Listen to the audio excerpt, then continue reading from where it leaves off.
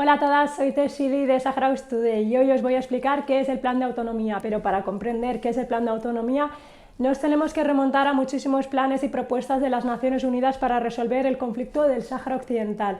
De hecho, en Saharaui Today os lo vamos a explicar en diferentes vídeos para que comprendáis qué es ese plan de autonomía y por qué está tan rechazado por el pueblo saharaui.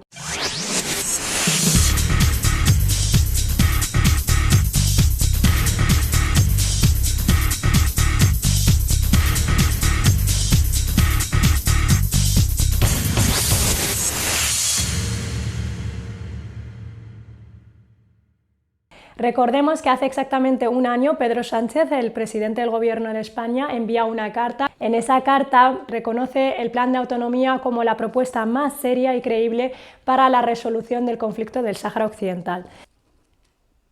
Hay que recordar que España sigue siendo la potencia administradora del territorio, considerado uno de los 17 territorios no autónomos por las Naciones Unidas. Sí que tenemos una responsabilidad que nos la confiere la propia resolución de Naciones Unidas como antigua metrópoli, ¿no? Sí.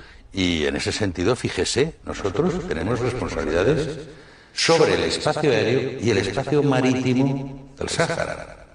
Nos corresponde a nosotros hacer ese control y esa vigilancia sobre esos espacios.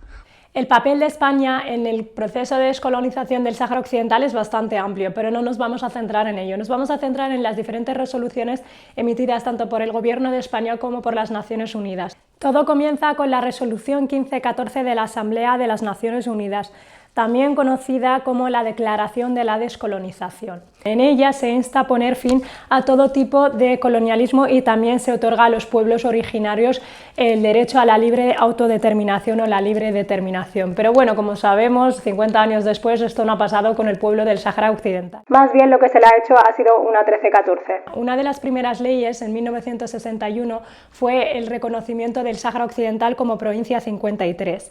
Pero lo cierto es que la comunidad internacional no se ha creído mucho esta jugada de España y siempre ha considerado el Sáhara Occidental una parte diferente del Estado español y un Estado, sobre todo un país colonizado. De hecho, en 1965 las Naciones Unidas emite una resolución en la que exhorta a España a culminar el proceso de descolonización del Sáhara Occidental y también a garantizar un referéndum de autodeterminación para el pueblo saharaui. Como varios países vecinos, en este caso Mauritania y Marruecos, reclamaban soberanía histórica sobre el territorio del Sáhara Occidental, en 1975 se eleva una consulta al Tribunal de Justicia de La Haya. Pero finalmente este tribunal dictamina que no existen lazos de soberanía ni de Marruecos ni de Mauritania sobre el Sáhara Occidental. Por lo tanto, dictamina finalmente que debe hacerse ese referéndum de autodeterminación para el pueblo del Sáhara Occidental. Y sin duda, uno de los más vergonzantes de la historia española. España, que durante casi 100 años había estado en el territorio, firmaba en Madrid la Declaración de Principios entre España, Marruecos y Mauritania. Días después, el Gobierno de España negó tales acuerdos, los acuerdos tripartitos, ante las Cortes españolas. Además, logró la aprobación de una ley, la Ley de Descolonización del Sáhara, que le otorgaba al Gobierno todos los derechos para gestionar y negociar la salida del territorio del Sáhara Occidental. De Boujdour, au bord de l'Atlantique, à Marbès à l'est, les Marocains ont édifié une ligne de défense de 1200 km de long. Tras el acuerdo del cese al fuego entre el Frente Polisario y Marruecos, también se acuerda el cese de las hostilidades, liberar presos políticos saharauis, también que Marruecos retirara gran parte de sus militares del territorio del Sáhara Occidental y que el Frente Polisario abandonaría las suyas. También se acordó que el censo que se utilizaría para ese proceso electoral sería el censo realizado por el Estado español en 1974. Podían votar, digamos, toda persona que fuera mayor de edad, cualquier saharaui, aunque no estuviera en el territorio, que reuniera los requisitos. En este caso entrarían los refugiados saharauis que podrían volver a su tierra para realizar ese referéndum. En el proceso del referéndum se daban dos opciones. La primera opción era integrarse dentro del Reino de Marruecos y la otra opción era ser un Sáhara independiente. Lo cierto es que el referéndum nunca se llevó a cabo debido a varios pretextos sobre el censo que alegó Marruecos. Las reuniones seguían, pero no se llegaba a un acuerdo, aunque ambas partes mantenían que la única manera era el plan de arreglo. Para entonces, James Baker se sienta con ambas partes en 1997 y señala lo siguiente: que la única manera de sortear los obstáculos del plan era sentándose con las partes de manera directa, en las que intentaría ir aportando ideas y sugerencias. Así, durante el verano de aquel año, inicia 4 reuniones y se firmaron los llamados Acuerdos de Houston. Esos acuerdos al final introducen los pactos que se llevarían a cabo, entre ellos la amnistía, la identificación del censo, el cese militar, el retorno de los refugiados, incluso la conducta durante la campaña electoral de referéndum.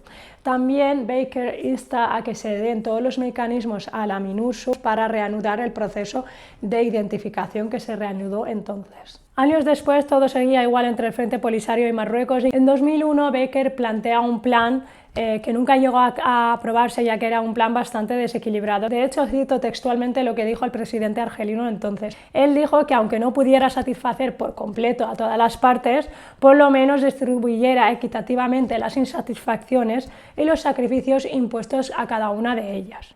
Este plan establecería o introduciría por primera vez el concepto de autonomía. Además, le otorgaría a Marruecos ministerios como serían las relaciones exteriores, la defensa, incluso le da el poder de mantener la integridad territorial sobre cualquier secesión. Digamos, pues si el Frente Polisario pudiera tener cualquier margen de actuación, ya quedaría relegado por completo.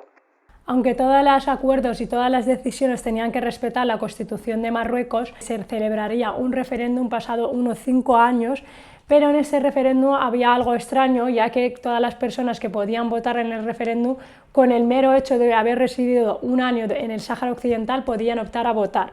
Esto, por supuesto, no fue aceptado por el Frente Polisario, ya que para el Frente Polisario todo lo que no fuera la independencia del Sáhara Occidental significaría una anexión de Marruecos del territorio. Y llegamos por fin a 2003. El secretario general de las Naciones Unidas hace la propuesta del Plan Baker II, o también conocido como el Plan de Paz.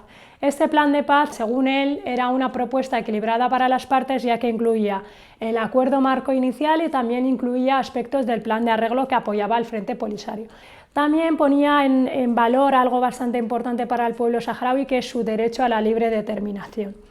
En una primera fase planteaba que, obviamente para contentar a Marruecos, se hiciera una supuesta autonomía transitoria de 5 años, pero también para favorecer el Frente Polisario decía que las personas que tenían que decidir quién tenía que representarlos en esa autonomía fueran las personas censadas por la MINURSO en 1999. En la segunda fase, una vez terminada esa autonomía de 5 años, lo que planteaba el secretario general es que se realizara efectivamente ese referéndum de autodeterminación, pero incluía un aspecto para favorecer a Marruecos, es decir, que las personas que votaran también no solo fueran los saharauis, sino también las personas marroquíes residentes, digamos, en territorio ocupado del Sáhara Occidental. Pese a que no satisfacía del todo a las expectativas del Frente Polisario, este acabó aceptando, pero para sorpresa del secretario general, Marruecos rechazó esto, ya que decía que esto iba en contra de su constitución.